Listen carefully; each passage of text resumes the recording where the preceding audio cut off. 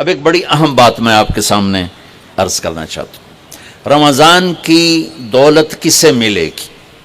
رمضان کی برکات کس سے ملیں گی اور کون محروم ہو جائے گا؟ آپ نے فرمایا 4 آدمی ایسے ہیں جن کی رمضان اور شب قدر میں بھی بخشش نہیں ہوتی، بس اس سے ہم اپنے آپ کو بچا لیں۔ کون ہے یا رسول اللہ؟ آپ نے کہا مدمن خمرن، شراب کا عادی، کبھی کوئی پی لے توبہ کر لے، میں اس کی اجازت نہیں دے رہا ہوں۔ مدمن کا لفظ ہے کہ جو روزانہ شراب پیتا ہے، اس کی رمضان میں بخشش نہیں۔ عاق لوالدیہ، جو ماں باپ کا نافرمان ہے، اس کی بخشش نہیں۔ قاطع الرحم، رشتہ داروں سے لڑنے والا، اس کی بخشش نہیں۔ المشاحن، دل میں بغض رکھنے والا، اس کی بخشش نہیں۔ ہر وہ چیز جو میرے آپ کے لیے نقصان دے، اللہ نے حرام کر دی۔ ہر وہ چیز جو میرے آپ کے لیے مفید ہے، اللہ نے حلال کر دی۔ سود حرام کر دیا۔ ہمارے پاکستان کی معیشت نہیں، پوری دنیا کی معیشت ڈوبی پڑی ہے، سارے ملک قرضوں پہ چل رہے ہیں، سود نے پوری دنیا کو تباہ کر دیا ہے۔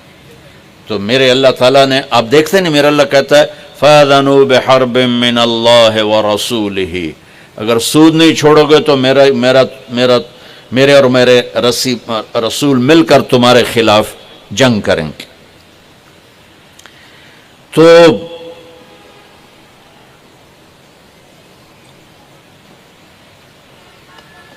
ہر وہ چیز جو مضر ہے، اللہ اس سے بند، چونکہ سود چند ہاتھوں میں دولت کٹھی کر دیتا ہے اور غریبوں کے چولہے ٹھنڈے ہو جاتے ہیں، یہ اللہ کو ناپسند ہے۔ جو بھی بھائی پھنسے ہوئے ہیں، نکلنے کی نیت کریں اور کوشش کریں، انشاءاللہ چین کی نیند سوئیں گے، چین سے اٹھیں گے۔ ایک عبد الرحمن بن عوف کے 4 اصول بتا دیتے ہوں، سب تاجر بیٹھے ہو، اور صحابہ میں سب سے مالدار ہستی تھے۔ انہوں نے ایک دن فرمایا میں نے زندگی بھر نہ ادھار خریدا نہ ادھار بیچا، اگرچہ یہ آپ کو آج کے ماحول میں بڑی عجیب بات لگے گی، چونکہ ہمارے سارے بازار ادھار پہ چلے گئے ہیں۔ انہوں نے نہ کبھی ادھار خریدا نہ ادھار بیچا، تو کتنا سکون ہو گیا، آرام سے سو رہے ہیں۔ اب ہماری تجارت میں ادھار خرید رہے ہیں، ادھار بیچ رہے ہیں، کبھی وہ تنگ کرتا ہے کبھی یہ تنگ کرتا ہے، تو ایک اس موبائل نے تباہی پھیر دی، باقی کسر اس نے پوری کر دی۔ ٹوائلٹ بھی فون سنتے بیٹھے ہوں، کبھی سٹاک نہیں کیا مال کو، کبھی سٹاک نہیں کیا، جو ہی نفع ملا فوراً بیچ دیا۔ واہ واہ۔ تو ادھار خریدا نہیں، ادھار بیچا نہیں، 2، کبھی سٹاک نہیں کیا، 3، اور کبھی سودے کا عیب چھپایا نہیں، اس میں کوئی عیب ہے بتا دیا۔ آپ اس پہ آ جائیں، آپ کو شروع میں مشکل ہوگی، اس کے ساتھ سچائی اور دیانتداری کو جوڑ دیں، اللہ کی قسم آپ کا سوتر منڈی جانا بھی عبادت بن جائے گا، آپ کا مل میں جانا بھی عبادت بن جائے گا، اگر آپ اپنے تجارت کے ساتھ سچائی اور دیانتداری کو لے آتے۔ تو اللہ نے شراب حرام قرار دی کہ یہ تباہ کر دیتی ہے، ساری برائیوں کی جڑ ہے۔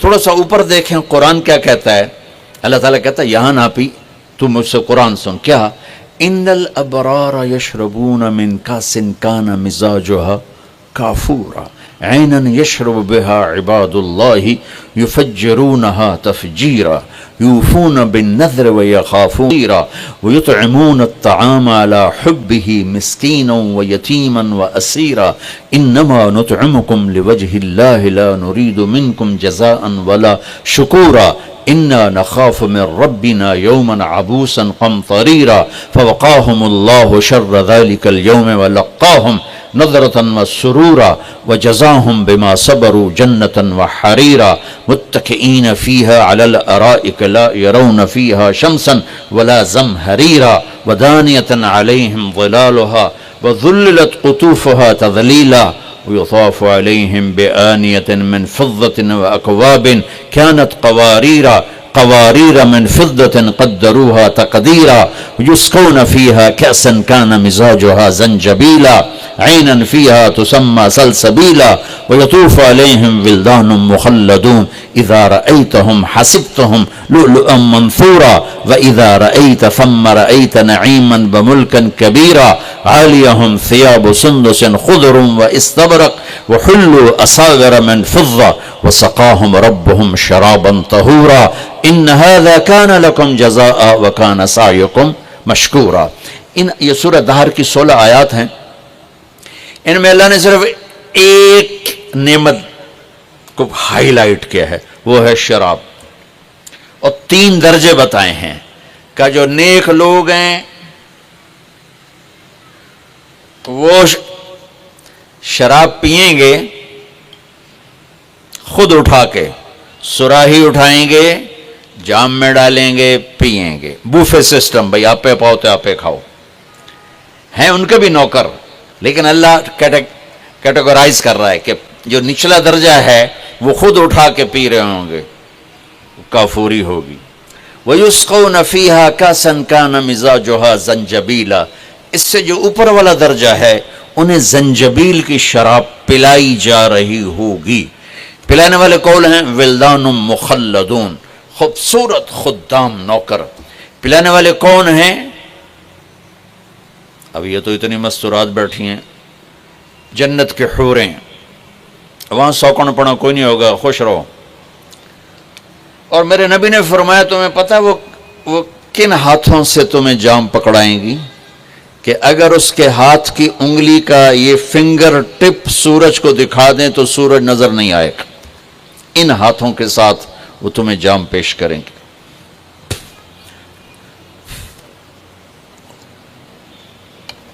ایک وی جیسے آپ سب وی آئی پی بیٹھو نا، باجی ممبر ہی آ سکتے ہیں اور کوئی نہیں آ سکتا، تو یہ وی آئی پی ہو گئے.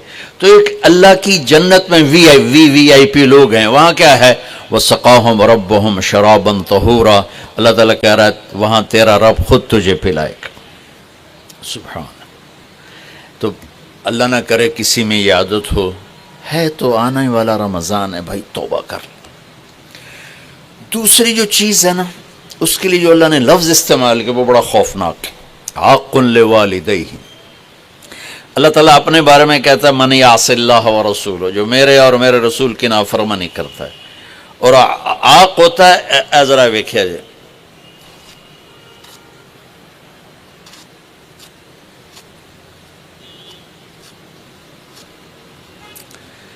اس کو میں نے اتنا چیر دیا ہے کہ یہ جڑ نہیں سکتا. دیکھ لیا آپ نے؟ وہ کوئی بول لو تو صحیح، ہاں ٹھیک. یہ اب جڑ نہیں سکتا، کسی اتنا پرزے کر دیا ہے. آقا کہتے ہیں کسی کو پرزے کر دینا، چیر کے رکھ دینا. تو یہاں بڑا خوفناک لفظ اللہ نے نبی نے استعمال کیا کہ جو اپنے ماں باپ کے دلوں کے ٹکڑے کر دے، جگر کو جلا کے رکھ دے، اس کم بخت کی پورے رمضان میں بخشش نہیں ہوگی. کبھی آواز اونچی ہو جانا فطرت ہے، کبھی سخت بول جانا فطرت ہے. انسان ہیں، بشر ہیں، بچے بھی اکھڑ جاتے ہیں. لیکن ایک وہ ہے بندہ جس نے اپنے ماں باپ کے دل کو جلا کے رکھ دیا. ہمارے قریبی پڑوسی ذمہ دار تھے، میرے والد صاحب کے تعلق والے، فوت ہو گئے. مجھے ملنے آئے، کہنے لگے بیٹا ہمارے بیٹے نے ہمیں اتنا تنگ کر دیا ہے، وہ آگ میں جل رہا ہو تو ہم میاں بیوی اس کے لیے دعا نہیں کریں گے کہ یا اللہ انہوں بچا لے.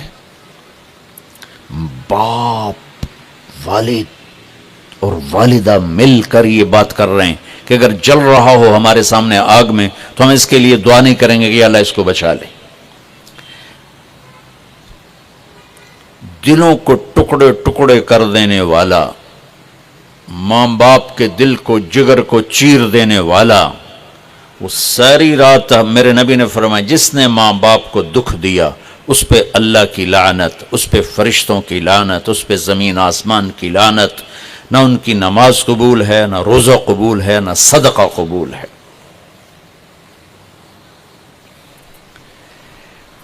میرے نبی جنت میں گئے تو آپ نے تلاوت سنی اب نے کہا یہ کون تلاوت کر رہا ہے؟ کہا جی حارثہ بن نعمان. تو آپ بڑے حیران ہوئے، حارثہ بن نعمان تو جیندہ بیٹھا ہے. اب میں آپ سپیکر کوئی مل جل کے آپ کو 1000-1200 کا مجمع ہے تو آپ کے لیے سپیکر لگا ہوا ہے. حارثہ مدینے میں قرآن پڑھتا ہے، 7 آسمان کرسی چیر کے آواز جنت میں چلی جاتی. ہم نے کہا وہ کیسے؟ کہا جی ماں کی ایسی خدمت کی ہے کہ جب قرآن پڑھتا اللہ ساری جنت کو سناتا ہے. سبحان. اور آپ کو قرآن سے بتاؤں، وَقَضَى رَبُّكَ أَلَّا تَعْبُدُوا إِلَّا إِيَّاهُ. اللہ نے اپنا حق صرف ایک آیت میں بتایا. اب سننا، وَبِالْوَالِدَيْنِ إِحْسَانًا إِمَّا يَبْلُغَنَّ عِنْدَكَ الْكِبَرَ أَحَدُهُمَا أَوْ كِلَاهُمَا فَلَا تَقُل لَّهُمَا أُفٍّ وَلَا تَنْهَرْهُمَا وَقُل لَّهُمَا قَوْلًا كَرِيمًا وَاخْفِضْ لَهُمَا جَنَاحَ الذُّلِّ مِنَ الرَّحْمَةِ وَقُل رَّبِّ ارْحَمْهُمَا كَمَا رَبَّيَانِي صَغِيرًا رَبُّكُمْ أَعْلَمُ بِمَا فِي نُفُوسِكُمْ إِن تَكُونُوا صَالِحِينَ فَإِنَّهُ كَانَ لِلْأَوَّابِينَ غَفُورًا. 9 جملے اللہ نے اب ماں باپ کے حق میں اتارے. 9 جملے. اگر آپ کے والدین زندہ ہیں تو اللہ کے واسطے ان کی دعا لے لو. ایک خاتون نے پیغام بھیجا، جی میرے خاوند انتقال ہو رہا ہے، کلمہ نہیں پڑھا جا رہا. صحابی علقمہ رضی اللہ تعالیٰ. آپ تشریف لے گئے. اب کہلوانے والے رسول اللہ اور کہنے والا صحابی. آپ نے کہا بیٹا کہو لا الہ الا اللہ. کہا جی کہا نہیں جاتا، بول رہا ہے کلمہ نہیں پڑھا جا رہا. تو آپ نے فوراً پوچھا والدین میں کون زندہ ہے؟ کہا جی ماں. آپ نے پوچھا ناراض ہے؟ کہا جی ہاں. تو آپ نے پیغام بھیجا آپ آتی ہیں یا میں آ جاؤں؟ انہوں نے کہا نہیں یا رسول اللہ میں ہی آ جاتی. وہ آئیں تو آپ نے کہا آپ اپنے بیٹے سے ناراض ہیں؟ کہا جی میں ناراض ہوں. کیا ناراضگی؟ اب سننا ذرا کیا ناراضگی ہے. کہا یا رسول اللہ کوئی گلہ نہیں اس کے دین کا، راتوں کو اٹھ کے تہجد میں قرآن پڑھتا ہے، دن میں روزے رکھتا ہے، لیکن جب بھی مجھ سے بات کرتا ہے تو بڑی بدتمیزی سے کرتا ہے، اوکھا ہو کے بولتا ہے، تو اس سے میرا دل ٹوٹ گیا ہے. آپ نے فرمایا معاف کر دو. تو وہ اتنی دکھی تھی، اللہ کے نبی کے کہنے پر بھی کہا یا رسول اللہ میرا جی نہیں چاہتا میں اسے معاف کروں. آپ نے فرمایا اگر میں اسے آگ میں جلاؤں تو سفارش کرو گی؟ کہا جی پھر تو کروں گی، اتنا تو میرا جگر نہیں کہ جلتا دیکھو. آپ نے فرمایا اگر تو نے اسے معاف نہ کیا تو یہ اللہ کی آگ میں جلے گا.